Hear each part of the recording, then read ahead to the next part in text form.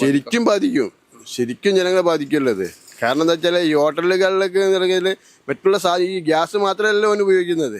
ഹോട്ടലുകൾക്ക് മറ്റുള്ള ഭക്ഷണ സാധനങ്ങളൊക്കെ ഉപയോഗിക്കില്ല. ഈ അങ്ങാടിനെ സംബന്ധിച്ചിടത്തോളം ഈ ഹോട്ടലിലേക്കുള്ള അരി മറ്റുള്ള സാധനങ്ങൾ എല്ലാ സാധനം ഇവിടെ നിന്നല്ലേ പോകുന്നത്. അപ്പോൾ ഈ ഹോട്ടലുകാരൻ പൂട്ടി പോയി കഴിച്ചാൽ ഈ അങ്ങാടിയിൽ നിന്ന് സാധനം പോകില്ലല്ലോ, ഇതിവിടെ കെട്ടിക്കിടക്കൂലേ. അപ്പം എല്ലാവർക്കും അത് ബാധിക്കും, സാധാരണ ജനങ്ങൾ മുഴുവനും അത് ബാധിക്കും. കേന്ദ്ര ഗവൺമെൻറ്റാണല്ലോ ഇനി ഇടപെടേണ്ടത്. കേന്ദ്ര ഗവൺമെൻറ് അവരെ ഈ ഇപ്പോൾ യുദ്ധം നടത്തുന്ന ഒരു വിഭാഗം ആൾക്കാരായിട്ട് ടൈപ്പിലാണെന്നാണ് നമുക്ക് തോന്നുന്നത്, മനസ്സിലായില്ലേ. അപ്പോൾ കേന്ദ്ര ഗവൺമെൻറ് ശരിക്കും ഇന്ത്യ രാജ്യം എന്ന് പറഞ്ഞാൽ വെച്ചാൽ ഈ ചെറിയ രാഷ്ട്ര നയത്തിലൊക്കെ മുൻപന്തിയിൽ നിൽക്കുന്ന ഒരു രാജ്യമാണ്. അപ്പോൾ നമ്മൾ എന്ത് ചെയ്യേണ്ടത് വെച്ചാൽ നമ്മൾ ഈ യുദ്ധത്തിനെതിരായിട്ടുള്ള എന്താണ് രാജ്യത്തിന് പ്രവർത്തിക്കാൻ കഴിയുക അത് പ്രവർത്തിക്കാൻ വേണ്ടത്. ചർച്ചകളിലൂടെ പ്രശ്നങ്ങൾ പരിഹരിച്ചിട്ട് മുമ്പോട്ട് പോകാൻ ശ്രമിക്കാൻ വേണ്ടി അതിന് രാജ്യം ഇന്ത്യ രാജ്യന് മുൻകൈ എടുക്കണം എന്നെ തീരുള്ളൂ എൻ്റെ അഭിപ്രായം. കാരണം നമ്മൾ ഏറ്റവും വലിയ ശക്തിയല്ലേ. ചൈന കഴിഞ്ഞ രണ്ടാമത്തെ ജനസംഖ്യയുള്ള രാജ്യമാണ് നമ്മൾ.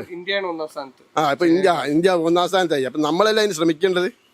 നമ്മളത് ഓരോ കൂടെ ഈ യുദ്ധം ചെയ്യുന്നവരെ കൂടുതൽ കൂടിക്കാച്ചാൽ യുദ്ധം നിൽക്കൂലല്ലോ.